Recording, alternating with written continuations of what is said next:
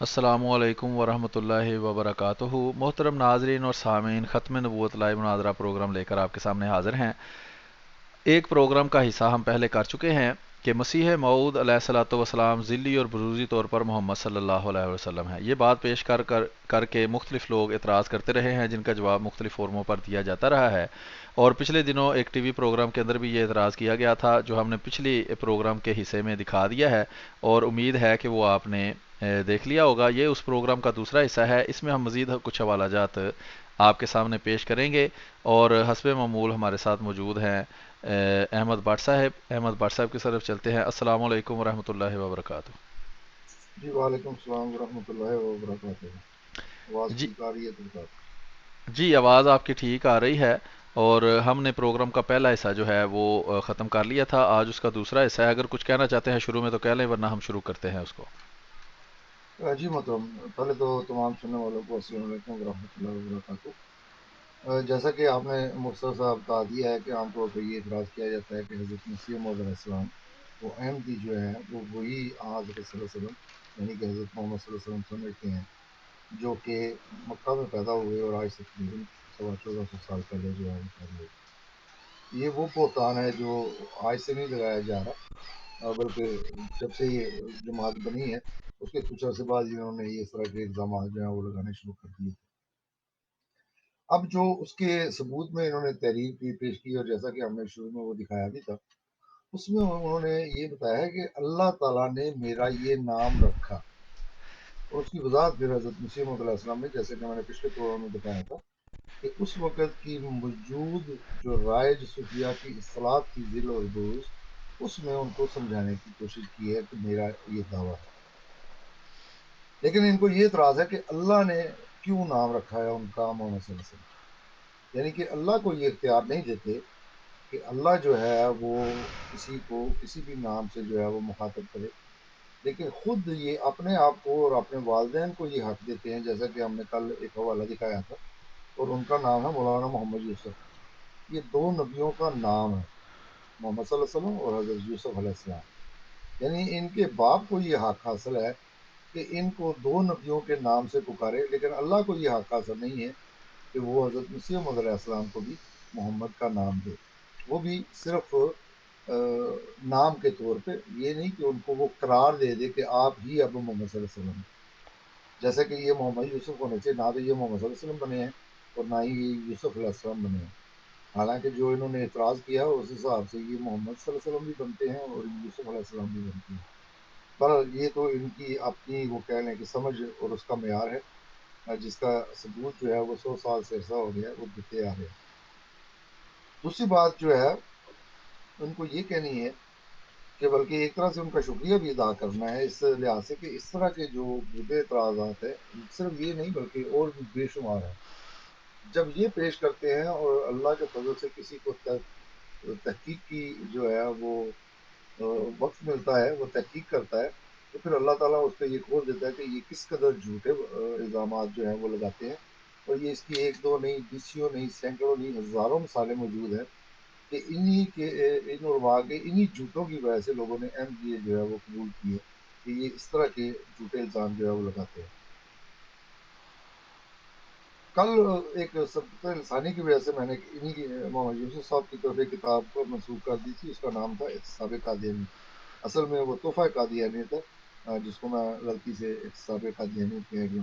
पर ये एक सबक़त इंसानी की इस तरह की हो सकता है छोटी-मोटी गलतियाँ और भी हो जाए, तो वो कोई ऐसा मसला नहीं, जब हमने उनकी असल किताब दिखा दी तो वो गलतफ़हमी जो है वो किसी को नहीं होनी चाहिए। तो मोहतरम चलते हैं हम अपने हवालों की तरफ। तो इंशाल्लाह हम दिखाते हैं कि ये ज़िल और बुरूज का अकीदा जिसको ये कहते हैं कि ये इस्लाम में तो इसकी बुनियादी तो नहीं है, ये हिंदुओं का अकीदा है और वहाँ से भी है।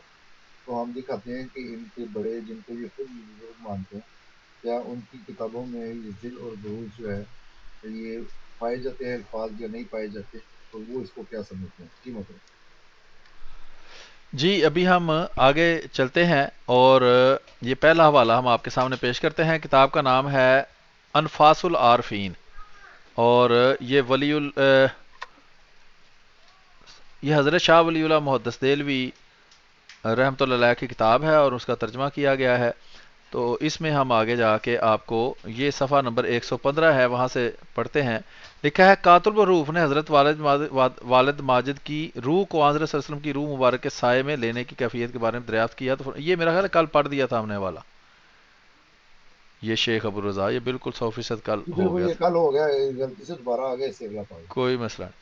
اچھا جی آگے ہے جی ہول ولی اللہ ولی اللہ زینہ امانو، الطاف القدس مترجم.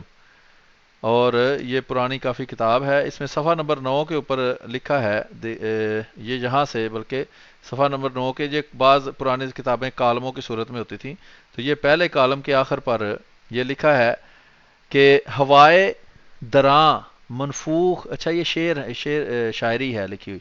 گرود و در ہر صورت بروز و کمون ظاہر شود و اجزائے را صورت. یہ آگے ریڈ کلر والا رائٹ کالم میں پڑھنا ہے یا لیفٹ کالم ہے؟ جی یہ انہوں نے ایک سائڈ پہ وہ جو ہے وصل تحریر اور اس کا ہاں ترجمہ ٹھیک ہے کیا ہوا تو ٹھیک ہے. بہتر ہے. ہاں ہاں وہ ہاں میں نے بروز اور کمون اس لیے واضح کر دیا کہ یہ نظر آئے کہ یہ الفاظ جو ہے صوفیہ وہ ادا کرتے تھے اپنا مفہوم ہاں ہاں بیان ہاں کرنے کے لیے. صحیح ہے. چلو رائٹ جی سائڈ پہ میں پڑھتا ہوں. یہ پہلا شعر جو ہے اس میں ہے ہوائے دراں منفوگ گرد و در ہر دو صورت مرکبات ارضیہ کے اپنی حد کو پہنچتی ہے تو یا تو یہ امر ہے کہ منی و خون حیض رحم میں جمع ہوتی ہیں اور نفس اچھا یہ وہ انہوں نے مسلسل ترجمہ کیا ہوا ہے، یعنی وہ بات جو بھی یہاں ہو رہی ہے شعروں میں اس کا انہوں نے با محاورہ ترجمہ آگے کر دیا ہوا ہے کہ وہ خاص ضروری نہیں کہ اسی جگہ پر ہو. جیسے مثال کے طور پر یہ بروز والا بعد میں تھوڑا سا آتا ہے، وہ میں آپ کو دکھاتا ہوں. جی نو نو محترم، نو یہ مضمون جو ہے نا یہ ایک خاص زبان میں اور خاص اصطلاحات میں کیونکہ لکھے جاتے ہیں، اس لیے جب تک انسان کو ان اصطلاحات کی مکمل طور پر واقفیت نو عام طور پہ یہ سمجھ نہیں آتے. اس کے لیے ایک کتاب ملتی ہے باقاعدہ، اس کا نام انہوں نے اصطلاحات صوفیہ رکھا ہوا ہے. اس میں یہ جتنی بھی صوفیہ اصطلاحات جو ہے وہ استعمال کرتے ہیں تو وہ وہاں پہ دیکھی جا سکتی ہیں. یہاں پہ اصل میں مقصد یہی دکھانا تھا کہ یہ جیسا کہ میں نے کل بھی بتایا تھا کہ یہ اپنے آپ کو کلیم کرتے ہیں کہ ہم اسی شاہ سلسلہ جو ہے وہ شاہ ولی اللہ جو ہے ان کے پیروکار ہیں، انہی کے کہہ لیں کہ علم کو لے کے تو آگے چل رہے ہیں، انہی کے سلسلے سے اپنا یہ تعلق سمجھتے ہیں. اس لیے خاص طور پہ یہ ان کی ہی کتاب سے یہ ان کو عقیدہ دکھایا گیا ہے، جس کو یہ کہتے ہیں کہ یہ اسلام میں تو اس کا کوئی تصور نہیں ہے، یہ ہندوؤں سے آیا ہے اور یہ ہندوانہ عقیدہ ہے. تو یہ دکھانے کا مقصد یہ ہے.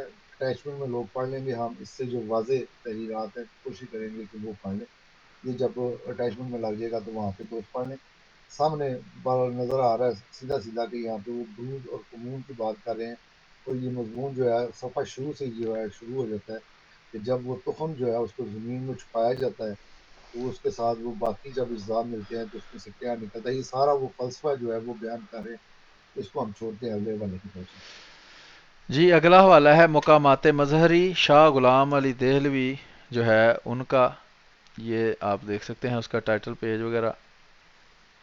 تو اس کا حوالہ ہے صفحہ نمبر ہے جی 434. تیسرا مکتوب صوفیہ کی اصطلاح میں لفظ نسبت کے معنی. تو اس میں یہ آگے چل کے مضمون بیان ہوتا ہے، وہ ہم آپ کے سامنے پیش کرتے ہیں. لکھا ہے کہ اگر صوفیہ وحدت الوجود کے ماننے والے ہیں تو وہ اس نسبت کی تعبیر کثرت میں وحدت کے ظہور سے کرتے ہیں. جیسے موج و حباب کی صورتوں میں پانی کا ظہور، وہ کہتے ہیں کہ یہ کثرت ہماری حقیقی وحدت میں کبھی حاوی نہیں ہوتی. اس تعبیر کا ماحصل حق سے خلق کا عین ہی اثبات ہے اور اس کے مفہوم کو تاویلات اور تمثیلات کے ساتھ عقلی اور شرعی طور پر پیش کرتے ہیں. اگر صوفیہ وحدت الشہود سے تعلق رکھتے ہیں تو اس نسبت کو اصل اور ذل کے تعلق سے ثابت کرتے ہیں. ٹھیک ہے جی. جیسے سورج سے نکلنے والی شعاؤں کو سورج سے نسبت ہے، یہاں ذل سے مراد تجلی ہے، یعنی مرتبہ ثانیہ میں کسی چیز کا ظاہر ہونا. اور یہ کثرت ذلی بھی سورج کی حقیقی وحدت کا مقام نہیں ہو سکتی. پہلی اور دوسری تعبیر میں اتنا فرق ہے کہ ذل کی کوئی اور حقیقت اپنی اصل سے الگ نہیں ہے. یہ بہت ہی زبردست تشریح ہے جی. یہ وہی حضرت مسیح موعود علیہ الصلوۃ والسلام نے جو ٹرم استعمال کی ہے کہ میرا وجود جو ہے نبی اکرم صلی اللہ علیہ وسلم کے وجود کی وجہ سے ہے جو کچھ ہے. ذل کی کوئی حقیقت اپنی اصل سے الگ نہیں ہے، وہی اصل ہے جس نے مرتبہ ثانی میں ظہور کر کے خود کو ذل ظاہر کیا ہے، لیکن ایک کو دوسرے کے مشابہ خیال کرنا درست نہیں، مگر یہ مشابت موج اور دریا کی تشبیہ میں صحیح ہے۔ اس لیے شہودیہ اس تعبیر کے مطابق اثبات غیریت اس طرح کرتے ہیں کہ توحید وجود حقیقی میں خلل واقع نہ ہو، اور کتاب و سنت سے یہ بات بآسانی ثابت ہو جائے۔ پہلی تعریف کے مطابق نسبت کے مفہوم وجودی صوفیہ کتابوں سے معلوم ہونا چاہیے، شہودی صوفی وغیرہ وغیرہ، آگے لمبی تفصیل ہے۔ جی محترم، جیسا کہ آپ نے اس پہ تبصرہ کر بھی دیا ہے کہ یہ بالکل زبردست انہوں نے تشریح کی ہے، جو کہ خود حضرت مسیح موعود علیہ السلام نے بھی اسی سے ملتے جلتے الفاظ ہیں۔ یہی وجہ ہے جو میں بار بار کل کا یہ کہہ رہا ہوں کہ حضرت مسیح موعود علیہ السلام نے، کیونکہ یہ سارے کے سارے صوفیاء کے سلسلے سے تعلق رکھنے والے لوگ تھے اس وقت کے، اور یہ نہ صرف ان سلاسل سے وابستہ تھے، ان سے بیعت تھے، بلکہ ان کی کتابیں جو ہیں وہ بھی پڑھا کرتے تھے۔ اب بے شمار ان میں سے کتابیں ہیں جن کا کوئی والی وارث نہیں بنتا، وہ ایک علیحدہ مسئلہ ہے، لیکن اس وقت یہ صوفیاء کی کتابیں جو ہیں یہ لوگ پڑھا بھی کرتے تھے، اور ان اصطلاحات سے وہ باتوں کو سمجھتے بھی تھے، اور اسی زبان میں یا انہی محاورات میں وہ گفتگو بھی کیا کرتے تھے۔ اسی وجہ سے یہ جو مرزا جانے جانا جو ہیں انہوں نے بھی انہی الفاظ سے وہ وضاحت کی ہے۔ اسی طرح اس کتاب یہ جو صفحہ ہم نے لگایا ہے اس کے آخر پہ بھی دیکھیں گے، نشان تو نہیں لگا ہوا، چوتھا مکتوب کی آخری 3 لائنیں ہیں، اس میں بھی وہ کہتا ہے کہ زلال کا تعدد و تکثر دراصل کثرت شیونات، یہ ایک نئی اصطلاح ہے، شیون اس کو کہتے ہیں، یہ اس کی جمع شیونات کی ہے اس نے۔ یہ آئندہ بھی شاید کچھ حوالے جو ہیں وہ مولانا اشرف یہ علی شان کی تھانوی جمع ہے، شیون، شان کی جمع شیون نا؟ کچھ ایسے ہی کہہ رہے ہیں کہ وہ شانے ان میں وہ یہ تھی، آپ جیسے کہ صفحہ نمبر 435 کی بات کر رہے ہیں، جو اگلا صفحہ ہے اس کے آخر پر لکھا ہوا ہے؟ سب سے ہاں، آخری 436 وہی ہے غالباً، وہی ہے، چوتھا وہی۔ مکتوب جو ہے، ہاں جی، اس کے وہ آخری 3 لائنیں جو ہیں وہ تھوڑا سا مار کر دیں، بلکہ اس سے پہلے بھی اگر پڑھنا چاہیں گے دوستوں وہ پڑھ لیں، میں یہاں پہ صرف آخری 3 لائنیں جو ہے وہ صرف پڑھ رہا ہوں۔ ہاں ہاں۔ تو ایک نیا لفظ آیا تھا تو میں نے کہا تھوڑی سی اس کی وضاحت بھی کر دوں۔ وہ کہتے ہیں کہ زلال کی تعدد و تکثر دراصل کثرت شیونات کی وجہ سے ہے، اور ذل جب بھی اپنے اصل سے غافل ہے اور اپنی ذلیت سے آگاہ نہیں، وہ اپنے پندار میں اپنا مستقل وجود جو ہے وہ سمجھتا ہے۔ اسی طرح اگر کسی بھائی نے پڑھنے ہو تو یہ کتاب نیٹ پہ موجود ہے، وہ پوری آگے بھی اس کا مضمون جو ہے وہ پڑھ سکتا ہے۔ تو یہ محترم آپ نے جو کہا ہے کہ بڑا زبردست حوالہ ہے، تو اللہ کے فضل سے یہ حوالے نکالے ہی اسی لیے گئے ہیں کہ اس طرح کے جو اعتراضات یہ کرتے ہیں ان کا جواب جو ہے ان کو دیا جائے۔ اور یہ مرزا جانے جانا خاص طور پہ دیوبندیوں کے لیے، جب ان کی آپ حکایات اولیاء وغیرہ بھی پڑھیں تو اس میں بھی انہوں نے اپنے اولیاء میں ان کو گنا ہے۔ تو اس وجہ سے یہ میں جیسا کہ پہلے بھی بتایا تھا کہ اول میرے مخاطب جو ہیں وہ دیوبندی ہیں، اس کے بعد انشاءاللہ پھر جو باقی فرقے ہیں ان کا بھی حصہ آئے گا، لیکن میں خاص طور پہ اس وقت کوشش کر رہا ہوں کہ جن کو دیوبندی بڑا مانتے ہیں اس وقت میں ان کے حوالے جو ہے پیش کروں۔ جی چلتے ہیں محترم اگلے والے۔ یہ ہے الشہاب ثاقب سید حسین احمد مدنی، یہ کتاب کا نام ہے، اور یہاں صفحہ نمبر 10 ہے، یہ آپ دیکھ سکتے ہیں اوپر لکھا ہے۔ چونکہ یہ لفظ حضرت مدنی مرکزہ کا نہیں ہے، اس لیے ہم نے فیصلہ کیا کہ مسودہ کی تصحیح کر دی جائے، والحمدللہ فلانٹم کا۔ شیخ الاسلام حضرت مدنی علیہ ما علیہ، اس میں یہ اشعار لکھے ہیں جی مختلف، اس میں یہ شعر ہے: اے قاسم فیض کہن، اے ذل محمود الحسن، یہ یہاں ہائی لائٹ کیا گیا ہے لفظ، کہ یہ محمود الحسن بھی دیوبندیوں کا بہت بڑا عالم تھا، تو اس کو چونکہ وہ بڑا عالم مانتے تھے، تو پھر جب حسین احمد مدنی میرا خیال ہے جب مرا ہے اس وقت کے ہیں یا زندہ کے ہیں ہاں یہ جی، مرس؟ میرا حال اسی وقت کے ہیں یہ، لیکن ہم ایسے کوئی غرض نہیں ہے کہ کس وقت کے، اصل مسئلہ یہ دکھانا تھا کہ دیوبندیوں کے خود بڑوں نے بھی یہ ذل جو ہے وہ لفظ استعمال کیا ہے، ہاں اور اب یہ ذل کو جیسا کہ کہتے ہیں کل مولانا محمد یوسف صاحب نے تبصرہ کیا تھا، اور جس گندے ذہن سے کیا تھا کہ ذل سے مراد اگر وہ ہو بہو وہی شخص ہو جاتا ہے، تو جیسے انہوں نے کہا تھا کہ کیا حضرت صلی اللہ علیہ وسلم کی ازواج جو ہے وہ فلاں کی ہوگی، اور مزید انہوں نے جو عنوانات باندھے ہیں، تو اگر یہ ان کے نزدیک ان کے عقیدے کے مطابق ذل جو ہے وہ ہو وہی ہو جاتا ہے، تو وہی فتوے وہی باتیں جو ہیں وہ یہاں پہ بھی چسپاں کر لیں کہ وہ کون کس کی بیوی تھی اور کون کس کا خامن تھا۔ پر اگلے والے کی طرف چلتے ہیں۔ جی، یعنی کہ اس کا مطلب یہ ہے کہ اگر یہ کہیں کہ حسین احمد مدنی صاحب محمود الحسن صاحب کے ذیل ہیں، تو محمود الحسن کی بیوی حسین احمد مدنی کی بیوی بن گئی ہے، تو وہ اس سے پھر سارے جو رشتے ہیں یہ وہ ان کے گڑمڑ اصول کے کر مطابق، دیتے یا ان حالانکہ کے ذیل اصول کے کی مطابق. جیسا کہ ہم بار بار وضاحت بھی کر رہے ہیں، ذیل کا وہ مفہوم اور معنی نہیں ہے جو ان یہ خود بھی علماء نہیں نے مانتے، استعمال کیا صرف ہے۔ یہ ہماری مخالفت میں وہ معنی کر جاتے ہیں. اگر خود بھی جی یہ معنی بالکل، مانتے ہوتے تو کبھی بھی ذل کا لفظ استعمال نہ کرتے. جی آگے ہم چلتے ہیں جی. یہ ہے خلافت راشدہ. تو یہ کتاب ہے محمد ادریس کاندلوی، یہ بھی ان کا بہت مشہور اور معروف مولوی ہے. اس کی کتاب ہے، اس میں صفحہ نمبر 14 یہ آپ کو نظر آ رہا ہے، اس کے اوپر لکھا ہے خلافت الہیہ اور خلافت نبوت. حضرت انبیاء کرام علیہ الصلوۃ والسلام خداوند ذوالجلال کے خلیفہ ہوتے ہیں، جیسے حضرت آدم اللہ تعالیٰ کے خلیفہ تھے، اور خلیفہ راشد نبی اور رسول کا خلیفہ ہوتا ہے. خلیفہ خداوندی معاذ اللہ خدا نہیں ہوتا، لیکن صفات خداوندی کا ایک ذل اور عکس ہوتا ہے. کیا ہوتا ہے جی؟ صفات خداوندی کا ایک ذل اور عکس ہوتا ہے. جیسے حدیث میں ہے، خلق اللہ آدم علی صورت ہی، خلق اللہ آدم علی صورت ہی، کہ آدم کو اللہ نے اپنی شکل پر بنایا، اپنی تجلی خاص کا مظہر بنایا، کو اپنی تجلی خاص کا مظہر بنایا. پس خلیفہ ساتھ سینہ ہے. دوم یہ کہ اس کا وجود باوجود دنیا میں ربوبیت تشریع کے اجرا اور تنفیذ کے لیے بمنزلہ جارحہ الہیہ کے ہوتا ہے، کہ اللہ تعالیٰ جن امور اور عموم اور اصلاحات کو بنی نوع انسانی میں جاری کرنا چاہتا ہے، ان کے اجرا اور نفاذ کے لیے اس نبی کو واسطہ تدبیر بناتا ہے، کہ جو کچھ بھی من جانب اللہ ظہور میں آئے، اس کا ظہور اس پیغمبر کے ہاتھ سے ہو. گویا کہ یہ نبی بلا تشبیہ و تمثیل تدبیر خداوندی کے ظہور کے لیے بمنزلہ جارحہ الہیہ کے ہوتا ہے، جیسا کہ وہ مار مہتا ازر مہتا ولیکن اللہ رما میں اسی طرف اشارہ ہوا ہے. یعنی کہ جی اس کا بالکل کرنا. یہ جی جی بالکل یہ وہی بات آ گئی، جیسا کہ انہوں نے بھی وہ قرآن کی آیت کا حوالہ دیا. اب اس سے کوئی بھی یہ نہیں سمجھتا اس آیت کے معنی سے کہ جب اللہ نے کہا کہ یہ جو ہاتھ ہے یہ آپ کا ہاتھ نہیں، یہ اللہ کا ہاتھ ہے، اور اسی طرح کہا کہ یہ جو کنکریاں آپ نے پھینکی ہیں یہ آپ نے نہیں پھینکی، یہ اللہ نے پھینکی ہے، تو اس سے کوئی بھی نہیں سمجھتا کہ نعوذ باللہ حضرت صلی اللہ علیہ وسلم جو ہے وہ اللہ ہوتے تھے.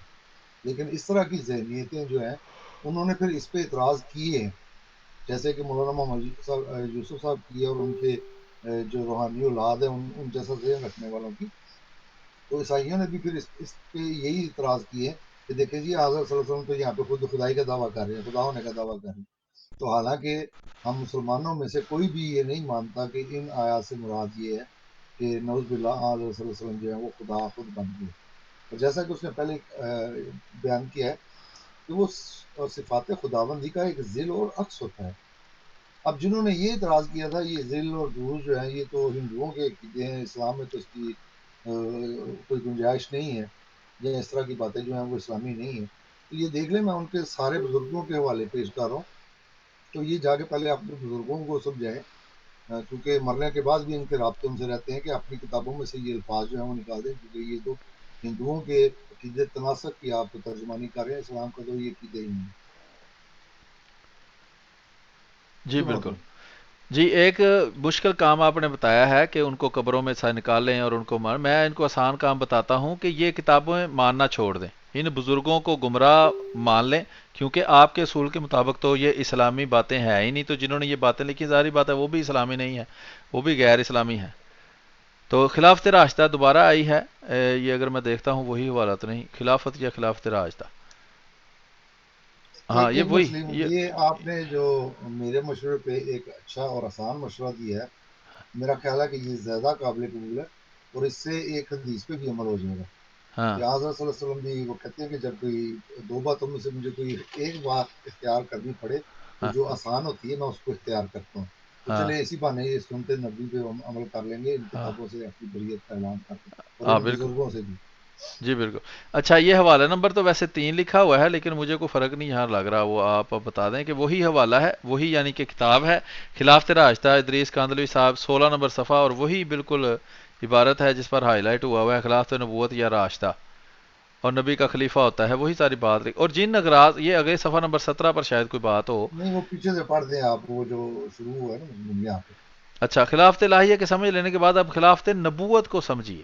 ٹھیک ہے، یعنی کہ یہ وہ دوسرا مضمون بیان ہو رہا ہے خلافت نبوت کے بارے میں. خلافت نبوت کو سمجھیے کہ جس طرح خلیفہ خداوندی خدا نہیں ہوتا، اس طرح خلیفہ نبی نبی اور رسول نہیں ہوتا، مگر نبی کی صفات کا نمونہ اور ذل اور عکس ہوتا ہے.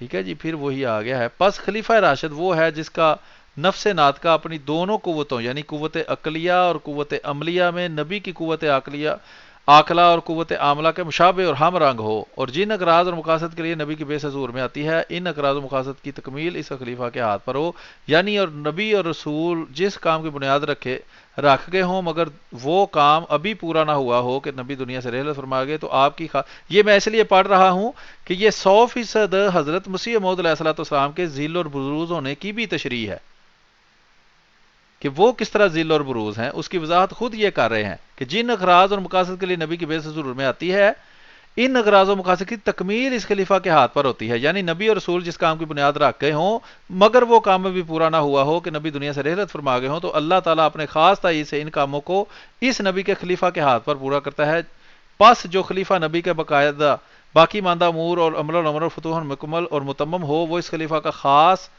اور خلیفہ راشد ہے، باقی آگے لمبی تفصیل ہے اس کو پڑھنے کی ضرورت نہیں ہے، تو مقصود صرف یہی ہے کہ ذیل و رقص جو انہوں نے کہا ہے اس کی وضاحت اگلے صفحہ نمبر 17 پر ہو گئی ہے، اس کے بارے میں احمد بٹ صاحب کچھ کہنا جی چاہیں تو بالکل، پھر آگے دیکھ لیں چلیں۔ یہ اب جو خلیفہ ہے رسول صلی اللہ علیہ وسلم ہے ان کو آپ صلی اللہ علیہ وسلم کا ہی نمونہ اور ذل اور عکس جو ہے وہ بتایا گیا ہے، یہ نہیں نعوذ باللہ ان کی ذہنیت کے مطابق کہ وہ خود جو ہے وہ حضرت صلی اللہ علیہ وسلم ہو جاتے ہیں، بلکہ ان کو ذیل اور عکس ہی ان کا کہا جاتا ہے۔ دوسرا آپ نے بڑی اچھی وضاحت کر دی ہے کہ بعض جیسا کہ احادیث میں بھی ذکر ملتا ہے کہ آپ صلی اللہ علیہ وسلم نے اپنے ہاتھوں میں 2 سونے کے کنگن دیکھے اور اسے اعتراض محسوس کی، اور وہ جو واقعہ ہے وہ آپ صلی اللہ علیہ وسلم کی وفات کے بعد ظہور میں آیا۔ اسی طرح کیسر و کسریٰ کے جو کنگن ہیں وہ بھی حضرت عمر رضی اللہ تعالیٰ عنہ کے دور میں جو ہے وہ فتوحات ہوئی ہیں اور وہ ملے ہیں، وہ باقاعدہ ایک صحابی تھے، اگر میں ان کا نام اس وقت میرے ذہن سے پوری طور پہ نکل گیا، ان کو وہ باقاعدہ پہنائے گئے ہیں، پھر وہ بھی ایک ووکیشن بھی پورا کرنے کے لیے، تو یہ وہ باتیں تھی جو اللہ تعالیٰ نے حضرت صلی اللہ علیہ وسلم کو دکھائی ہیں کہ یہ آپ کے ہاتھ پہ ہوں گے، لیکن وہ وہی فتوحات جو تھیں کن جی فتوحات جو بالکل تھیں کیسر و کسریٰ کی جی مہالت دکھائے گئے جب وہ خندق کھود رہے تھے، تو بالکل، جب وہ وہ پتھر پتھر، پہ انہوں نے ماری جی، اور پہلی وہ چنگاری نکلی اور اس میں ان کو کیسے وہ کس طرح کے مالات دکھائے گئے، پھر وہ پتھر پہ کدال ماری تو دوسرا پھر پیشن گوئی ہوئی اور پھر اسی طرح تیسری ہوئی، اور وہ تو بھی وہ جو حضرت صلی اللہ علیہ وسلم کو دکھائی گئی تھی وہ خلفائے راشدین کے ہاتھ پہ وہ پوری ہوئی ہیں۔ اسی طرح جو وہ آیت ہے جو کہ جو ہم نے وہ ویڈیو سنائی تھی اس کا پہلا حصہ جس کا ہم نے کہا تھا کہ انشاءاللہ بعد میں اس کا جواب دیں گے، اس میں بھی اللہ تعالیٰ نے حضرت صلی اللہ علیہ وسلم کو مخاطب کر کے یہ کہا ہے کہ هو الذی ارسل رسولہ بالہدیٰ، کہ اللہ تعالیٰ نے یہ رسول اس لیے بھیجا ہے کہ اس کے ہاتھ پہ وہ جو ہے وہ دین حق کو غالب کرے، لیکن یہ حضرت صلی اللہ علیہ وسلم کی زندگی میں تو نہیں ہوا، حالانکہ یہ وعدہ تو رسول اللہ صلی اللہ علیہ وسلم کے ساتھ تھا، اسی وجہ سے کہتے ہیں کہ جب مہدی آئے گا تو یہ وعدہ اس وقت پورا ہوگا، اس لیے کہ مہدی بھی وہ خلیفہ راشد ہے، تو پس خلیفہ راشد کے ہاتھ پہ جو حضرت صلی اللہ علیہ وسلم سے کیے گئے وعدے جو ہیں وہ پورا ہونا جو ہے وہ گویا کہ یہی ہے کہ وہ ان کا کیونکہ ذل اور نمونہ ہوتے ہیں، وہ ان کا عکس ہوتے ہیں، اس وجہ سے گویا کہ وہ حضرت صلی اللہ علیہ وسلم کے ہی ہاتھ پہ ہی پورے ہوئے، تو یہ کہنے کا مراد ہے، اور اسی کی وہ آگے سے وہ وضاحت بھی کر رہے، جس کی مزید کچھ تفصیل جو ہے وہ میں نے بتا دی جی مطلب اور حضرت مسیح موعود علیہ الصلوۃ والسلام نے بھی بارہا اپنی کتابوں میں اپنے آپ کو حضرت محمد صلی اللہ علیہ وسلم کا خلیفہ ہی لکھا ہے، اور اسی نسبت سے اگر آپ ذیل اور بروز کو سمجھنا چاہیں تو بڑی آسانی سے سمجھ سکتے ہیں۔ آگے چلتے ہیں جی، حوالہ ہے سر دلبراں، کتاب کا نام ہے، اور مصنف ہے شاہ سید محمد ذوق صاحب، تو اس کے آگے صفحہ نمبر 274 اور آگے مزید صفحات لگے ہیں، تو اس میں ڈھونڈ لیتا ہوں کہ ذیل، ہاں یہ ذیل ہی شروع ہی ہوتا ہے یہاں سے، 247 نمبر صفحہ ہے، 74 نمبر نہیں 47 نمبر، ٹھیک ہے جی، تو اس میں یہ ذیل، آپ اس میں سے سیدھا سیدھا اگر ایک دو لائنیں پڑھنی تو پڑھ دیں، یہ اصل میں نے ذیل کی جو ساری انہوں نے تفصیل بتائی ہے وہ میں نے لگائی ہے تاکہ سمجھ لیں، اور ان کے بارے میں مجھے یہ بھی علم نہیں کہ یہ دیوبندی کون کرتے ہیں یا بریلوی، پر یہ صوفیہ کی اصطلاحات ہے اور ان کا طلب بھی وہ صوفیہ کے سلسلے تھے، اس لیے وہ اس ذیل کو وہ سمجھانے کی کوشش کر رہے ہیں، تو اس وجہ سے یہ والا جو ہے وہ ہاں لگایا لیکن گیا ہے۔ کم از کم یہ ضرور ہے کہ یہ مسلمان ہی تھے، کوئی ہندو یا کوئی اور مذہب کا بندہ نہیں یہ کر بالکل رہا۔ یہ ہندوؤں کا عقیدہ جو ہے جیسے کہ وہ صفحہ نمبر 248 پہ کہتے ہیں کہ جب عالم ایک ذیل ہے یا مجموعہ ضلال ہے تو یہ وہی ذل اور عکس، یہ ذل اور بروز وغیرہ کا جو عقیدہ ہے اور اس اس کو کے انہوں نے ٹائٹل تفصیل پیج سے. کے اوپر لکھا ہے سر دلبراں کے نیچے، جس میں اصطلاحات تصوف پر تشریحی بحث کی گئی ہے. جی یعنی بالکل، ایک تو یہ کتاب ہے، اور ایک دوسرا جس کا میں نے ابھی تھوڑی دیر پہلے نام لیا تھا، اس کا نام ہے اصطلاحات صوفیہ. صحیح. تو اللہ کے فضل سے میں نے وہ بھی پڑھی ہوئی ہے. کسی بھائی کو چاہیے ہوگی تو میں وہ بھی بھیج دوں گا. اور دیکھیں قرآن تو کریم کی آیت سے استدلال کیا گیا ہے، جو اس کے ٹائٹل پیج کے اوپر لکھا ہے بسم اللہ الرحمن الرحیم وتلک الامثال نضربها للناس لعلهم يتفکرون. اور یہ مثالیں، آگے بریکٹ میں وہ لکھتے ہیں تشبیہات اور استعارات، ہم بیان کرتے ہیں کہ لوگوں کے لیے تاکہ وہ غور کریں. یعنی کہ انہوں نے کہا ہے کہ یہ جو اصطلاحات استعمال ہوتی ہیں یہ اصل میں کیا ہوتی ہیں؟ یہ تشبیہات اور استعارات ہوتے ہیں. اسی طرح ذل اور بروز بھی اصل میں اسی کی شاخ ہے، تشبیہات اور استعارات کی. اور اس کا انہوں نے وضاحت بھی کر دی ہے، وہ نیچے جیسے صفحہ نمبر 247 پر لکھا ہے کہ ذل جملہ ظہورات و تعینات وجود اضافی جو اعیان ممکنات و تعینات کے ساتھ ظاہر ہوتا ہے، وجود خارجی ظلمت و عدمیت ظلمت عدمی معدومات ظاہرہ جو انوار الہی سے ظہور پکڑتے ہیں. یہ بہرحال تھوڑی مشکل الفاظ ہیں جو عام فہم نہیں ہیں اتنے، لیکن یہ صوفیاء کے جو کتب پڑھنے والا ہے وہ ان اصطلاحات کو جانتا ہے. اور مزید ہم جو حوالہ جات دکھائیں گے اس میں آسان فہم الفاظ میں بھی اس کو واضح کیا گیا ہے. تو یہ سم اٹیچمنٹ میں بھی لگا دیں گے، اس میں تفصیل کے ساتھ آپ اس کو پڑھ سکتے ہیں. جیسے کہ یہ مثال کے طور پر یہاں لکھا ہے کہ عالم کو حق تعالیٰ سے وہی نسبت ہے جو سایہ کو اس شخص سے ہے جس کا وہ سایہ ہے. عالم جس پر کہ غیر حق کا اطلاق کیا جاتا ہے اللہ تعالیٰ کا ذل ہے. یہ ذل الہی جسے کہ عالم کہتے ہیں آیان ممکنات میں ظاہر و ممتد ہوتا ہے، وغیرہ وغیرہ. وہ لمبی تفصیل آگے قرآن کریم کی آیات بھی انہوں نے لکھ لکھ کر تو اس کی وضاحت کی ہے. ہم چلتے ہیں اگلے حوالے کی طرف کہ اس میں ہمارے پاس جو موجود ہے یہ سیر دلبراں ہو گیا جی. یہ کتاب ہے آپ کے سامنے وحدۃ الوجود اور وحدۃ الشہود، ابن عربی مجدد الفسانی شاہ ولی اللہ اور عبید اللہ سندھی کے نظریات. یہ صوفیاء جو ہیں یہ ترہ امتیاز ہے ان کا، یعنی کہ جو سب سے بڑے بڑے عقیدے ہیں ان میں سے ایک عقیدہ ہے وحدۃ الوجود کا. اور ان میں شروع کے جو جسے وحدۃ الوجود کے جس طرح بانی ابن عربی کو کہا جاتا ہے، بڑے مشہور صوفی گزرے ہیں، اور صوفیاء کا باپ ان کو کہا جاتا ہے صوفیہ ازم میں. اور اس کے بعد اس پر جب بہت زیادہ اعتراضات کیے گئے خاص طور پر وہابی فرقے کے سوچ کے لوگ جو تھے ان کی طرف سے، تو پھر مجدد الافسانی نے جو ہے وہ اس کی وضاحت جو ہے وہ وحدت الشہود کا نام لے کر کی ہے. تو یعنی یہ صوفیاء کی ہی ٹرمز ہیں ساری، تو اس میں ہی یہ جو ہے وہ ساری باتیں کی گئی ہیں. اس کتاب کے اندر آپ دیکھیں کہ یہ آگے چل کر صفحہ نمبر 104 پر لکھا ہے، وہ ہم پڑھتے ہیں. لکھا ہے خود ابن عربی کے نزدیک عالم ممکن ہے اور خدا واجب ہے. ممکن واجب کا عین نہیں ہو سکتا، لیکن ممکن کا عدم جائز ہے. واجب کا عدم ممتنع ہے. ایک احادث ہے اور دوسرا قدیم ہے. ایک داغ چون اور چگونی سے داغدار اور دوسرا بے چون و چگون ہے. چنانچہ اکلا اور شرن کو ایک ہاں جی سلیم مجھے اس وجہ سے یہ ہنسی کہ یہ اتنی مشکل ہے کہ یہ جن کو واقعی جیسا کہ آپ نے کہا کہ ان کتابوں سے واسطہ ہے ان کو سمجھ آتی ہے. میں نے وہ اصطلاحات صوفیہ بھی پڑھی ہے، اس کے باوجود مجھے ٹھیک سے سمجھ نہیں آتی. صحیح. دوبارہ جو نشان اس پہ لگایا ہم کوشش کریں گے کہ صرف وہی پڑھ دیں، اس کا کیونکہ یہ مختصر سا اور بیک مسئلوں میں گراؤنڈ ڈالنے والی بات ایک ہے. دو لفظوں میں مختصر سا بیک گراؤنڈ اس کا یہ ہے کہ جو یونانی فلسفہ کے مارے ہوئے فلسفی تھے وہ اسلام کے جو عقائد ہیں، جیسے کہ اللہ تعالیٰ جو ہے وہ ہمیشہ سے ہے اور کائنات جو ہے وہ ہمیشہ سے نہیں ہے، اس کو اللہ نے پیدا کیا ہے، انسان کی زندگی کا ایک مقصد ہے. اس طرح کے مشکل سوالوں کے جوابات عام جب کتابوں میں نہیں ملتے تھے تو پھر لوگ انہی فلسفیوں کی زبان کو اختیار کر کے اسلامی نقطۂ نظر کو سامنے رکھ کے ان سوالوں کا جواب دینے کی کوشش کرتے تھے. اور وہ اتنے پیچ ہوتے گئے ہیں کہ وہ پھر ان کا یہ حشر ہو گیا ہے کہ وہ عام فہم رہے ہی نہیں. وہ فلسفیانہ ذہن کے بندے کوئی یا فلسفیانہ جب تک مطالعہ بہت زیادہ نہ ہو تو ان باتوں کی سمجھ واقعی آنا مشکل. لیکن ہم آخر میں چلتے ہیں، یہاں ہائی لائٹ یہ کیا گیا ہے، وہ آسان فہم ہے تھوڑا، اس کو ہم پڑھ دیتے ہیں. لکھا ہے وحدت الوجود کی بنیاد ذل اور اصل کی عینیت پر ہے. یعنی کہ ایک انسان ہے اور اس کا سایہ، یا درخت ہے اور اس کا سایہ ہے. کیا درخت کا سایہ اور درخت ایک ہی چیز ہے یا دونوں الگ الگ ہیں؟ جیسا کہ وہ کہتے ہیں کہ خدا تعالیٰ کا ایک وجود ہے اور یہ کائنات خدا تعالیٰ کے وجود کا ذل ہے. اب سوال پیدا ہوتا ہے کہ کیا کائنات اور خدا ایک ہی چیز ہے یا دو الگ الگ وجود ہیں؟ تو اس کے بارے میں وہ بات کر رہے ہیں کہ وحدت الوجود کی بنیاد یہ ہے کہ ذل اور اصل عین ہے، یعنی کہ وہ دونوں ایک ہی ہیں. شیخ مجدد کے نزدیک، مجدد الف ثانی کی بات ہو رہی ہے، ذل شے عین شے نہیں ہو سکتا. یعنی انہوں نے کہا کہ درخت اور درخت کا سایہ ایک چیز نہیں ہے، درخت اور درخت کا سایہ دو الگ الگ چیزیں ہیں. ذل تو اصل کے مشابہ اور مفاصل ہوتا ہے، ذل و اصل عین یک دیگر نہیں ہو سکتے.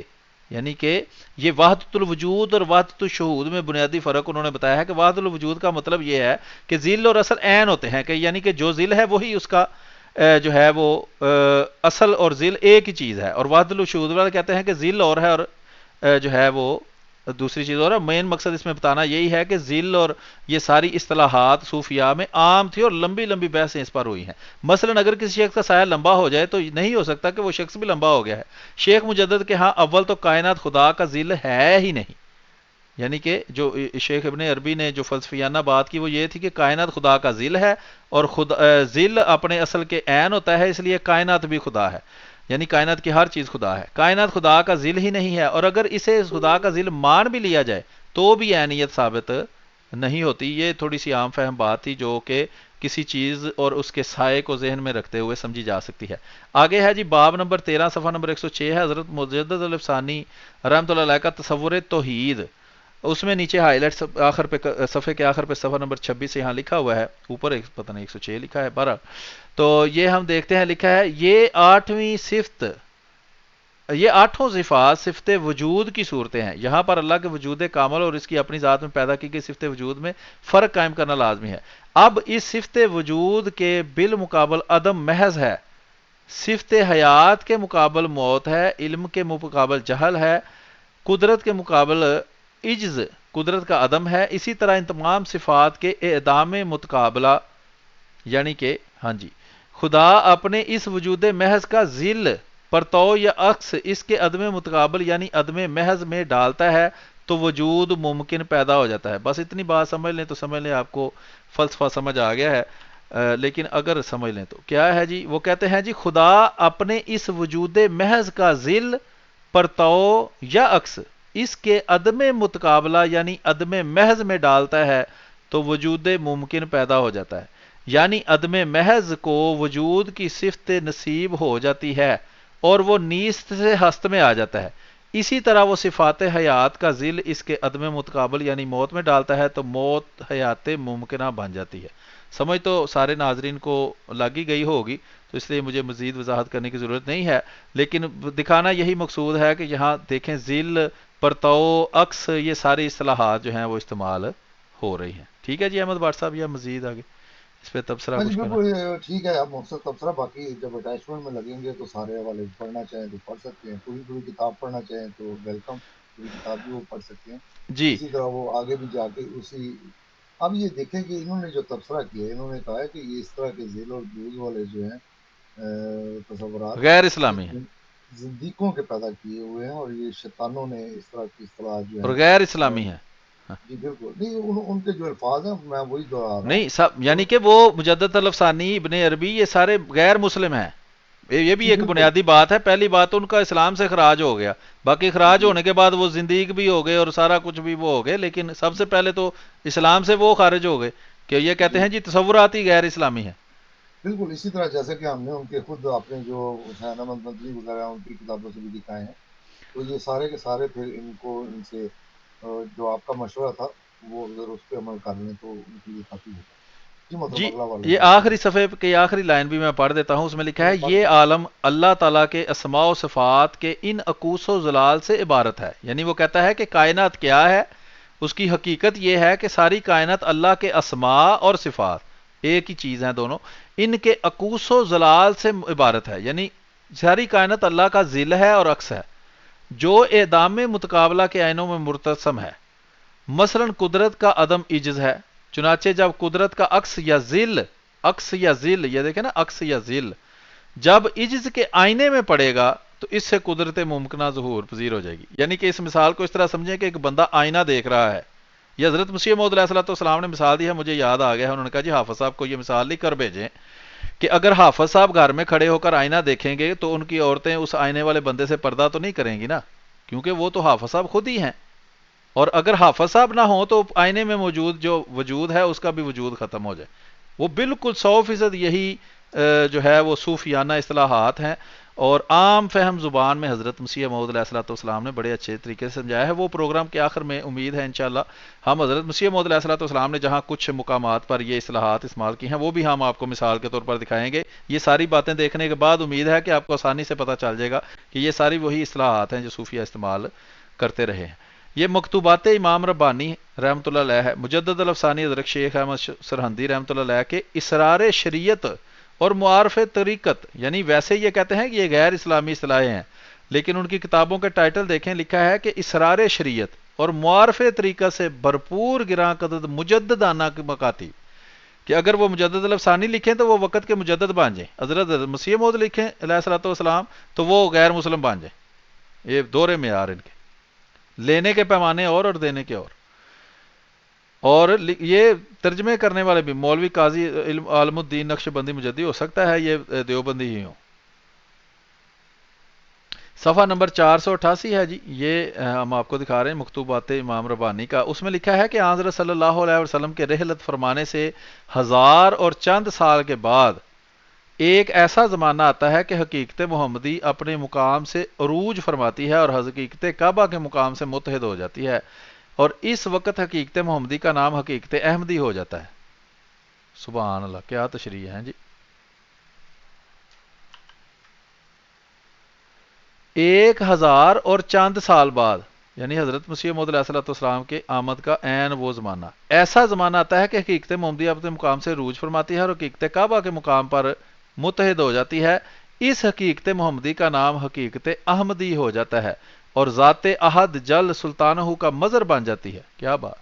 اور دونوں اسم مبارک اپنے مسمہ کے ساتھ متحقق ہو جاتے ہیں اور پہلا مقام میں حقیقت محمدی سے خالی رہے گا یہاں تک کہ حضرت عیسیٰ علیہ نبینا علیہ الصلوۃ والسلام نزول فرمائیں گے، شریعت محمدی علیہ الصلوۃ والسلام کے موافق عمل کریں گے۔ اس وقت پر حقیقت عیسوی اپنے مقام سے عروج فرما کر حقیقت محمدی کے مقام میں جو خالی رہا تھا قرار پکڑ جائے گی۔ کیا بات ہے جی، زبردست چیز ہے۔ کچھ تبصرہ کریں گے یا آگے چلیں؟ نہیں، میرا تبصرہ کرنے کی ضرورت نہیں ہے، یہ الفاظ عام فہم ہے، مشکل اصطلاحات نہیں ہے، سوائے اس کے کہ وہ حقیقت محمدی جو ہے وہ حقیقت احمدی میں تبدیل ہو جائے گی، تو باقی عام فہم الفاظ ہیں، آگے پڑھ دیں اس کے جواب۔ لیکن اس میں حضرت مسیح موعود علیہ السلام کی آمد اور آپ کا حضرت مسیح موعود ہونا اور پھر آپ کا مقام محمدی پر جانا ایسے زبردست انداز میں اس پیرے میں بیان کیا گیا ہے کہ میرا دل کر رہا ہے کہ ایک دفعہ پھر پڑھوں پڑھ دیں۔ کہ ایک مقام تھا حقیقت محمدی، یعنی کہ جس طرح منزلیں ہوتی ہیں مکانوں کے اندر، تو ایک منزل تھی، پہلی منزل کہ جو حقیقت محمدی تھی۔ جب 1000 کچھ سال گزرے تو حضرت محمد صلی اللہ علیہ وسلم کا جو مقام ہے وہاں سے بڑھ کر اوپر کعبے کے مقام پر چلا گیا، اور نیچے محمدی کا جو مقام تھا وہ خالی ہو گیا۔ پھر عیسیٰ علیہ السلام تشریف لائے تو عیسیٰ علیہ السلام کا اپنا مقام بڑھ کر مقام محمدی بن گیا، اور وہ محمد صلی اللہ علیہ وسلم کے مقام پر آ گئے، اور حضرت محمد صلی اللہ علیہ وسلم جو ہے وہ مقام محمدی سے مقام احمدی پر چلے گئے۔ یہ مثلا اس کو میں نے اپنے الفاظ میں بیان کر دیا ہے، تو وہ دوبارہ عبارت نظر آ رہی ہے، دوست پڑھ لیں گے۔ جاننا چاہیے کہ شخص کی حقیقت اس کے تعین اور وجوبی سے مراد ہے کہ اس شخص کا تعین امکانی اس تعین کا ذل ہے۔ کیا ہے جی؟ ذل ہے، اور وہ تعین وجوبی اسماء الہی مثل علیم و قدیر اور مرید و متکلم وغیرہ میں سے ایک اہم ہے۔ آگے صفحہ نمبر 450 ہے کہ رسول کی جو اس کے بعد آئے گا اور اس کا نام احمد ہے اور وہ نبوت کا عنصری پیدائش سے تعلق رکھتا ہے، وہ صرف حقیقت محمدی کے اعتبار سے نہیں بلکہ دونوں حقیقتوں کے اعتبار سے ہے۔ یہ صفحہ نمبر 450 پر لکھا ہوا ہے، نیچے ہم دیکھتے ہیں، یہ حوالہ صفحہ نمبر کے آخر پر بھی ہے، اس کو ہم پڑھتے ہیں۔ لکھا ہے، پس ناچار حضور علیہ السلام کے عالم خلق سے جس چیز نے اپنی حقیقت کی طرف رجوع کی تھی، یعنی حقیقت محمدی، عروج کر کے حقیقت احمدی سے لاحق ہو گئی، اور حقیقت محمدی حقیقت احمدی سے متحد ہو گئی۔ اس جگہ حقیقت محمدی اور حقیقت احمدی سے مراد حضور علیہ السلام کے خلق و امر کا تعین امکانی ہے، نہ تعین وجوبی، کہ تعین امکانی اس کا ذل ہے، تعین امکانی اس کا ذل ہے، کیونکہ تعین وجوبی کے عروج کے اولہم خیر ام آخرہم، کہ حضرت مسیح یہ جی یہ آپ نے کتاب کا صفحہ جو ہے غالباً بہت بڑا کر لیا، اس لیے اس کا جو بائیں سائڈ والا ہے صفحہ وہ نہیں آ رہا، وہ بھی دیکھ چھوٹا کر کے ایک دفعہ دیکھیں، اس کے دو دو صفحے کتاب کے. جی ہاں جی جی. بالکل بالکل صحیح وہ بات. اس وجہ سے وہ آپ سے مسلسل جو ہے نا وہ ایک حصہ جو ہے وہ مس ہو رہا ہے. ہاں وہ چلیں کہتے اس ہیں کا یہ دیکھیں کہ وہ نے وہ حقیقت احمدی کو اور حقیقت محمدی کو ایک ہی متحد کہہ رہے ہیں، جیسا کہ انہوں نے الزام کے طور پہ کہا ہے، یہ حقیقت کے طور پہ کہہ رہے ہیں کہ وہ اصل میں ایک ہی ہوتے ہیں. صرف فرق جو ہوتا ہے وہ ذل اور اصل کا ہوتا ہے، باقی وہ اس سے وہ جدا نہیں ہوتا. جیسے کہ ابھی آپ نے پہلے بھی مثال دی ہے کہ سایہ جو ہے وہ اصل ہو تو سایہ ہوتا ہے، اصل نہ ہو تو وہ سایہ نہیں ہوتا. اور اس مضمون کو حضرت مسیح موعود علیہ السلام نے بڑی وضاحت کے ساتھ بیان کیا کہ جو کچھ بھی میں نے پایا ہے وہ آج رسول اللہ صلی اللہ علیہ وسلم سے پایا وہ ہے، میں چیز کیا ہوں، بس فیصلہ یہی ہے. اسی طرح بے شمار کلام ہے حضرت مسیح موعود علیہ السلام کا کہ جس میں انہوں نے تمام اپنی جو ان پہ انعامات اللہ کا تعالیٰ کی طرف سے ہوئے وہ صرف آج رسول اللہ علیہ وسلم کی وسیلے اور برکت سے وہ انہوں نے کہا ہے کہ یہ مجھے ملے ہیں. اگر میں ان کا امتی نہ ہوتا تو مجھے یہ تمام انعامات جو ہیں یہ ان سے حصہ جو ہے وہ نہ ملتا. تو آگے بار بار انہوں نے جی جی ٹھیک. وہ تو ٹھیک ہے، آپ چھوٹا کر لیے تو اب آج صفحہ کی نمبر نظر ڈالیں. 449 جو ہے اس پہ جو موجود ہے عبارت وہ ہم آپ کو دکھاتے ہیں کہ لکھا ہے، کیونکہ یہ بہت ہی زبردست عبارت ہے، میرا دل کر رہا ہے کہ ساری پڑھوں.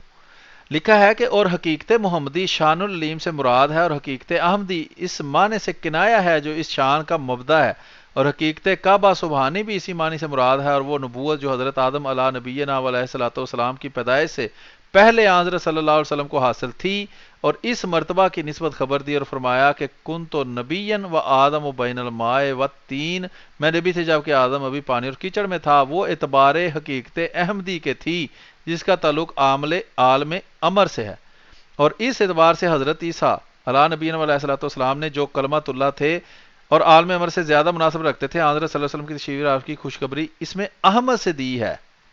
یعنی کہ انہوں نے وجہ سمجھائی ہے کہ احمد کیوں کہا، محمد کیوں نہ کہا. بہرحال اس کی آگے تفصیل موجود ہے. اس کے بعد ہم یہ صفحہ جو ہے، یہ رائٹ سائڈ والا صفحہ، اس کو ہم پڑھ چکے ہیں، اور یہ یہاں سے ہی آگیا، اور ایک رسول کے جو بعد میں آئے گا اس کا نام احمد ہوگا. تو یہ تسلسل چلتا ہے یہاں سے اس طرف کو، اور اس وہ آپ دیکھ سکتے ہیں یہاں سے اس طرف یہ تسلسل جا رہا ہے. تو آگے ہم چلتے ہیں جی، صفحہ کے آخر پر جو عبارت ہے وہ ہم پڑھتے ہیں، پھر اس کو اگلے صفحے پر ہم پڑھیں گے. لکھا ہے پس ناچار حضور علیہ الصلوۃ والسلام کہ عالم خلق سے جس چیز نے اپنی حقیقت کا رجوع کیا تھا، یعنی حقیقت محمدی، عروج کر کے حقیقت احمدی سے لاحق ہو گئی، اور حقیقت محمدی حقیقت احمدی سے متحد ہو گئی. اس جگہ حقیقت محمدی اور حقیقت احمدی سے مراد حضور صلی اللہ علیہ وسلم کے خلق و امر کا تعین امکانی ہے، نہ تعین وجوبی کے. تعین امکانی اس کا ذل ہے، کیونکہ تعین وجوبی کے عروج کے اگلا صفحہ 451 کچھ معنی نہیں، اور اس تعین کے ساتھ متحد ہونا معقول نہیں. جب حضرت عیسیٰ علیہ السلام نزول فرمائیں گے تو حضرت خاتم الرسول علیہ السلام کی شریعت کے مطابق کریں گے، اور اپنے مقام سے عروج فرما کر طبیعت کے طور پر حضرت محمدی کے مقام میں پہنچیں گے. یہ لیں جناب کہ وہ حضرت نبی اکرم صلی اللہ علیہ وسلم کے مقام میں پہنچ جائیں گے. تو یہ کفر کا فتویٰ تو کسی نے لگایا اس بات پر، ان پر، کہ جب عیسیٰ علیہ السلام نزول فرمائیں گے تو وہ عروج کر کے حقیقت محمدی صلی اللہ علیہ وسلم کے مقام پر پہنچ جائیں گے. چونکہ حضرت خاتم رسول اللہ صلی اللہ علیہ وسلم کی شریعت نسخ و تبدیل سے محفوظ ہے، اس لیے حضور کی امت کے علماء کو انبیاء کا مرتبہ عطا فرما کر شریعت کی تقویت اور ملت کی تائید کا کام ان کے سپرد کر دیا گیا ہے. بلکہ ایک اولو العزم پیغمبر کو حضور کا تابع دار بنا کر حضور کی شریعت کو ترقی بخشی گئی ہے. اور جاننا چاہیے کہ حضرت خاتم رسول اللہ صلی اللہ علیہ وسلم کے رحلت کر جانے سے 1000 سال بعد حضور کی امت کے اولیاء جو ظاہر ہوں گے، اگرچہ وہ قلیل ہوں گے مگر اکمل ہوں گے. یہ دیکھیں بعض لوگ اعتراض کرتے ہیں جی پہلوں کو کیوں نہیں سمجھ آئی، پہلوں کو کیوں نہیں یہ اعتراض سمجھ آئی، یا اعتراض اتنی وحی ہوئی. تو اس کا جواب وہ خود دے رہے ہیں کہ 1000 سال گزرنے کے بعد جو ولی ہوں گے اکمل ہوں گے، تاکہ محمد دیکھنے ہو جس میں اکمل. تو تاکہ اس شریعت کی تقویت پورے طور پر کر سکیں. حضرت مہدی جن کی تشریف آوری کی نسل خاتم الرسول صلی اللہ علیہ وسلم نے بشارت فرمائی تھی 1000 سال کے بعد پیدا ہوں گے، اور عیسیٰ علیہ الصلوۃ والسلام خود بھی 1000 سال کے بعد نزول فرمائیں گے. جی یہ دیکھ لیں. مطلب یہاں پہ انہوں نے بہرحال وہ جو حضرت عیسیٰ علیہ السلام کا عقیدہ ہے وہ بیان کیا ہے جو ان کے نزدیک تھا، تو ہمیں اس سے کوئی غرض نہیں ہے. اصل میں جو دکھانا مقصود تھا ہمارا کہ یہ حقیقت احمدی اور حقیقت محمدی صلی اللہ علیہ وسلم جو ہے اسی کا بیان ہو رہا ہے. اصل میں یہ دونوں حقیقتیں ایک ہی ہیں، یہ آپ صلی اللہ علیہ وسلم کی ہی حقیقت ہے، چاہے وہ حقیقت احمدی ہو چاہے وہ حقیقت محمدی ہو. جیسا کہ حضرت عیسیٰ علیہ السلام نے ان کی احمد نام سے بشارت بھی کی ہے، تو اس لیے محمد ہوں صلی اللہ علیہ وسلم یا احمد ہوں صلی اللہ علیہ وسلم، وہ دونوں ایک ہی ہیں، وہ آپ صلی اللہ علیہ وسلم کے ہی نام ہیں. تو باقی جس کو بھی کہا گیا اس کو ذل کے طور پہ وہ مقام اور مرتبہ جو ہے وہ ملتا ہے، نہ کہ حقیقی طور پہ. حقیقی طور پہ یہ جو ٹائٹل کہہ لیں، اس کو مقام اور مرتبہ کہہ لیں، جو بھی کہہ لیں اس کو، وہ آج صلی اللہ علیہ وسلم کا ہے، چاہے وہ شان ان کی احمدی ہو چاہے ان کی شان محمدی صلی اللہ علیہ وسلم ہو. دوسری بات، انہوں نے ایک حدیث کا ذکر یہاں پہ کیا ہے کہ میں اس وقت بھی نبی تھا جب حضرت آدم علیہ السلام، بلکہ اس کی ایک دوسری جو روایت ملتی ہے اس میں یہ آتا ہے کہ میں اس وقت بھی خاتم النبیین تھا جب حضرت آدم علیہ السلام اپنے پانی اور مٹی میں تلے پڑے تھے. تو اب جو خاتم النبیین اس وقت بھی تھے، تو جتنے بھی انبیاء آئے ہیں، جیسا کہ مولانا قاسم نانوتوی صاحب نے کہا ہے کہ وہ سارے کے سارے ذل ہیں ان کے، آج صلی اللہ علیہ وسلم کے ہی ذل ہیں. یعنی کہ اگر وہ موسیٰ علیہ السلام ہے تو وہ بھی آج صلی اللہ علیہ وسلم کے ذل ہیں، اگر وہ عیسیٰ علیہ السلام ہے تو وہ بھی آج صلی اللہ علیہ وسلم کے.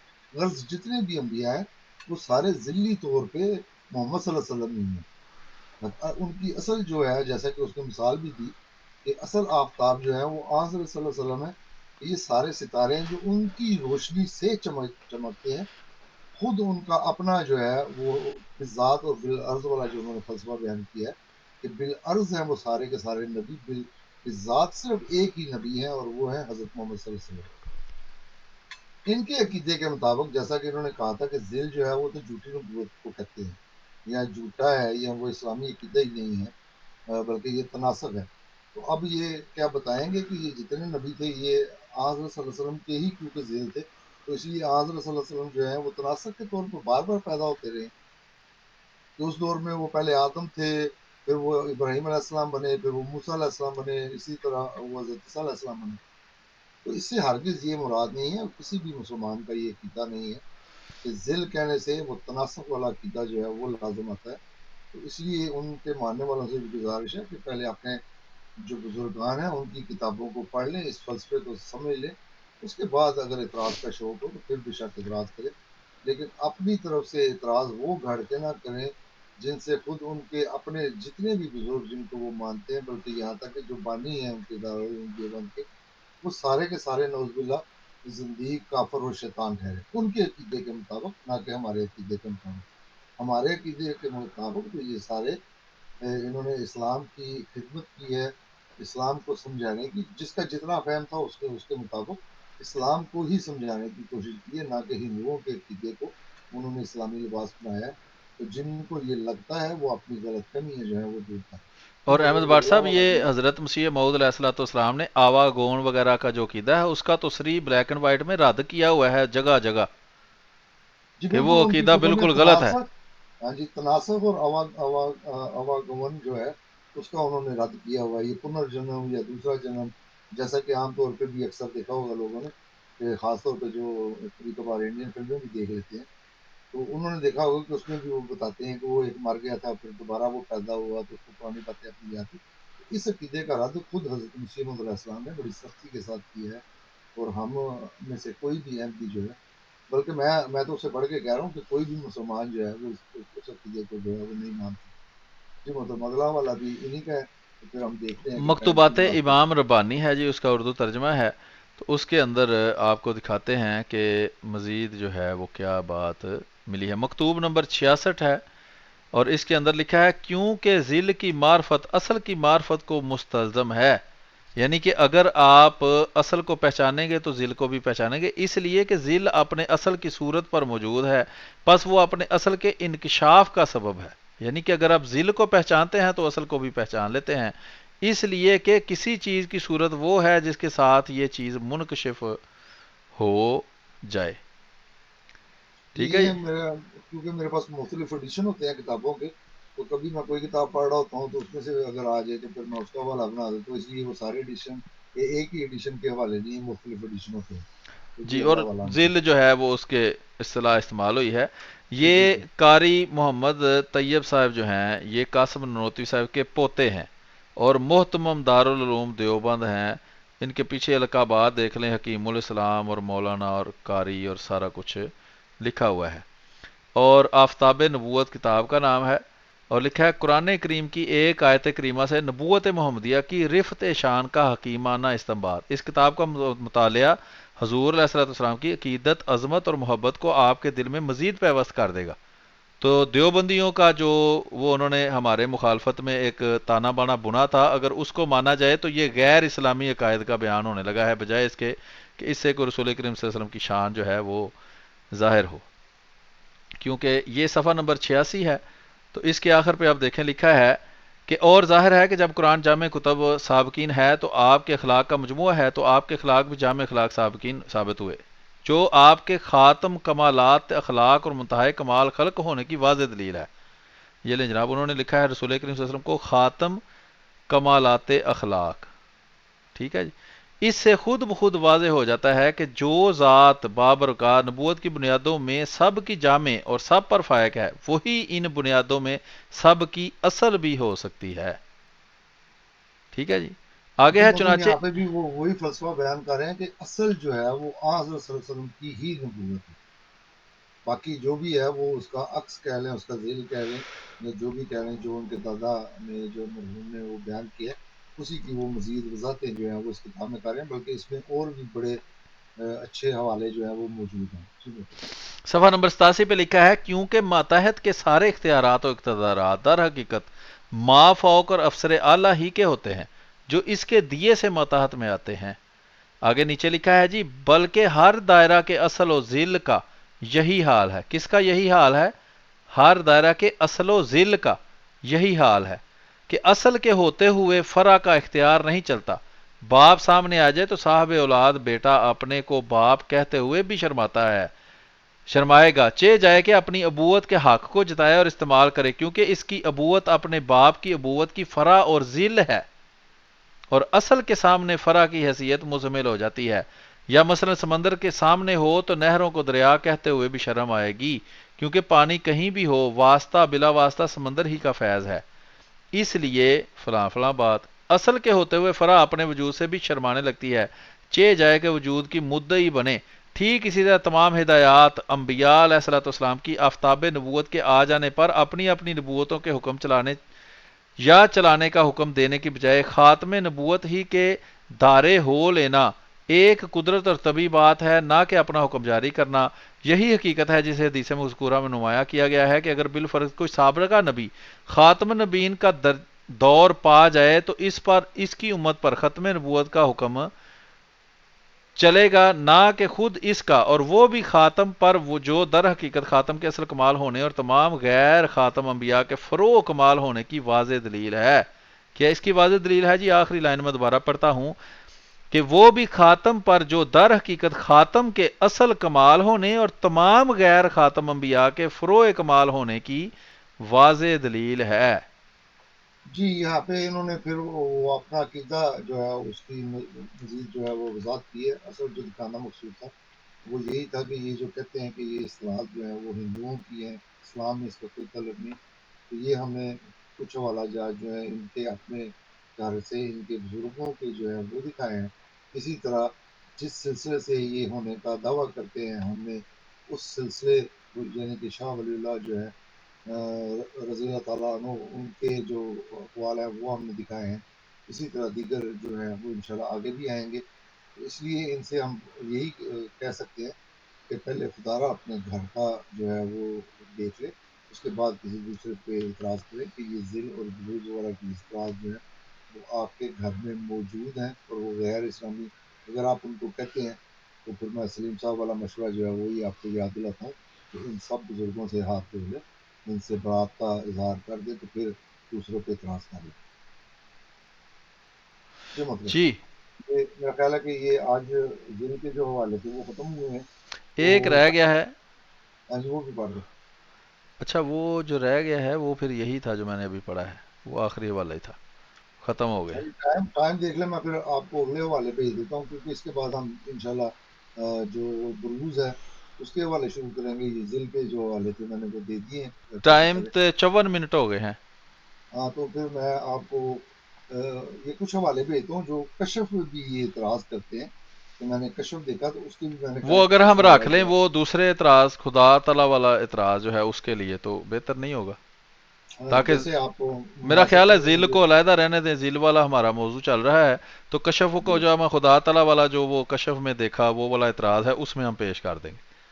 بنیادی طور پہ کیونکہ وہ انہوں نے اس کو بھی کشف میں ڈالا تھا، تو اس لیے میں نے کہا کہ چلو میں اس کے بھی حوالے دے دیتا ہوں. ٹھیک ہے آپ کہتے ہیں، تو جب وہ انشاءاللہ اللہ نام ایک جواب جو ہے وہ دیں گے تو اس میں پھر وہ ان کے کشف والے جو ہے حوالے جو ہیں وہ آ جائیں گے. جی بالکل، آج کا پروگرام تقریباً ہمارا جو ہے وہ سیٹ ہو گیا ہے، بن گیا ہے، اور اس میں ہم نے کافی سارے حوالہ جات جو ہیں، خاص طور پر جو مجدد الافسانی نے جو وضاحتیں کی ہیں، حقیقت محمدی اور حقیقت احمدی، اور مقامات جو ہیں وہ ایک دوسرے کو ملنا اور ذیل اور بروز ہونا.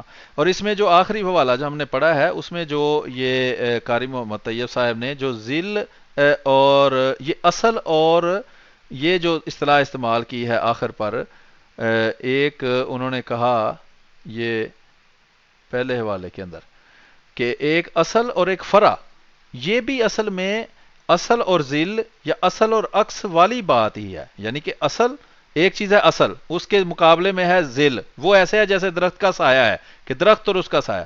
ایک ہے اصل اور عکس، جیسے ایک بندہ آئینے کے سامنے کھڑا ہے، ایک بندہ اصل ہے اور ایک عکس ہمیں آئینے کے اندر نظر آ رہا ہے.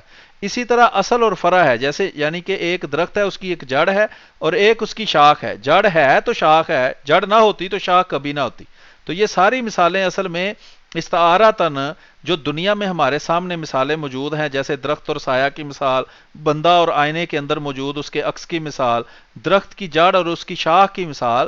تو کیا ہو رہا ہے، اگر عقل سے کام لیا جائے تو یہ سارے تشبیہ اور استعارات ہیں، یعنی ان سب کی بنیاد تشبیہ اور استعارات ہیں، جس سے مقصد ہے کسی چیز کی حقیقت کو آسان فہم الفاظ میں مثالیں دے کر، جیسے کسی نے قرآن کریم کی آیت بھی وہ اپنی کتاب کے شروع میں لگائی تھی. اللہ تعالیٰ فرماتا ہے کہ میں مثالیں دیتا ہوں تاکہ اسے جو ہے انسان اس کو آسانی سے بات جو ہے وہ سمجھ آئے.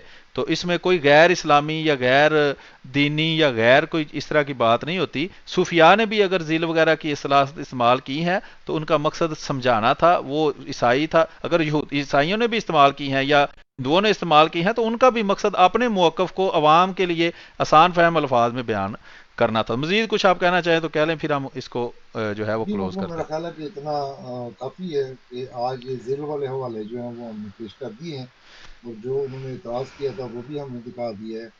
اس لیے سب بھائی جو ہیں وہ ہیش روم میں جب یہ حوالے لگیں گے تو وہاں پہ تفصیلاً جو ہیں وہ پڑھ سکتے ہیں ان کو.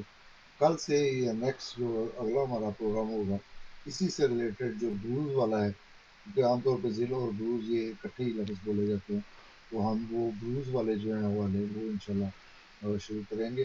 کہ یہ بھی اصطلاح جو ہے یہ صوفیہ کے ہاں اور خود ان کے گھر میں جو ہے وہ موجود ہے. جی اسی ٹھیک ہے. طرح جیسا جی جیسا کہ میں نے کہا تھا کہ آپ نے بھی اس کا تھوڑا سا ذکر کر دیا ہے کہ یہ وہ تشبیہات ہیں، تو اس لیے وہ تشبیہ اور استعارہ وغیرہ جو ہے اس کے بھی انشاءاللہ اس میں حوالہ جات جو ہیں وہ آئیں گے. اور اس کے آخر پہ پھر ہم دکھائیں گے کہ کس کس نے محمد ہونے کے دعوے کیے ہیں صلی اللہ علیہ وسلم. تو وہ ان کے ہم گھر سے ہی ان کی کتابوں سے انشاءاللہ وہ حوالہ جات جو ہیں وہ بھی پیش کریں گے. جی بالکل، آج کا پروگرام یہاں ختم کرتے ہیں. اپنی دعا میں یاد رکھیں، انشاءاللہ اگلے پروگرام تک کے لیے ہمیں اجازت دیجیے. اگلے پروگرام میں مزید حوالہ جات جس طرح بتایا گیا ہے لے کر آپ کے سامنے حاضر ہوں گے. السلام علیکم ورحمۃ اللہ وبرکاتہ.